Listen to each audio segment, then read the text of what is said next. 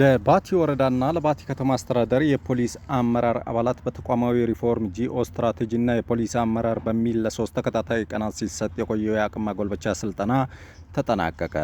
የኦሮሞ ብሔረሰብ ዞን ፖሊስ መምሪያ አዛዥ ዋና ኢንስፔክተር ኡመር መሐመድ እንዳሉት ለሶስት ተከታታይ ቀናት የተሰጠው ስልጠና እንደ ሀገርም ሆነ እንደ ክልል ያለንበት ወቅታዊ ነባራዊ ሁኔታን ያገናዘበና የዋጀ በመሆኑ ለፖሊስ አመራሩና አባላቱ ተጨማሪ አቅምን የፈጠረ መሆኑን ተናግረዋል።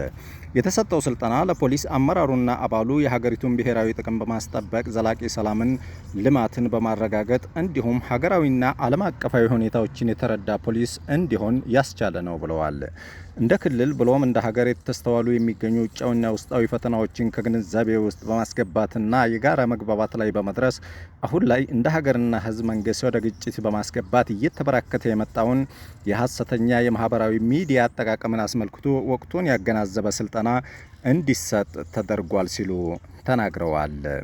በስልጠናው የተሳተፉ የፖሊስ አመራርና አባላት በሰጡት አስተያየት በስልጠናው ያገኙትን ልምድ በመውሰድ ወደ ተግባር በመቀየር የማህበረሰቡን ባሳተፈ መንገድ የሚፈጠሩ የጸጥታ ችግሮችን፣ ወንጀሎችን በቅድመ መከላከል ላይ ትኩረት ሰጥተው ለመስራት የሚያስችል መሆኑን ተናግረዋል።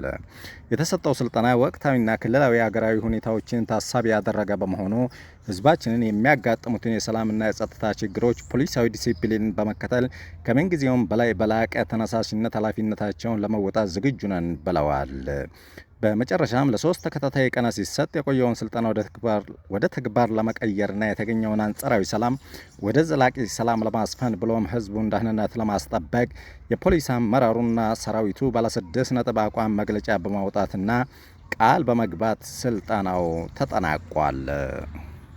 ሀሳብን መሰረት በማድረግ በክልላችን ያለውን የወንጀል ስጋት ለመቀነስ የህብረተሰቡን ተሳትፎ በማሳደግ እና ከሌሎች የጸጥታ አካላት ጋር በመቀናጀት ውጤታማ የወንጀል መከላከል ስራ እንሰራለን። ለሀገራችን ያለንን ፍቅር በተግባር እናረጋግጣለን።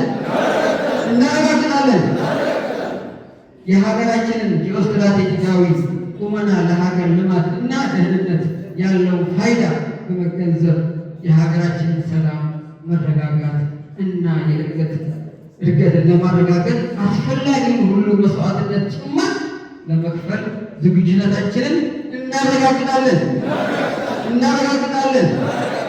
ከልብ እናመሰግናለን።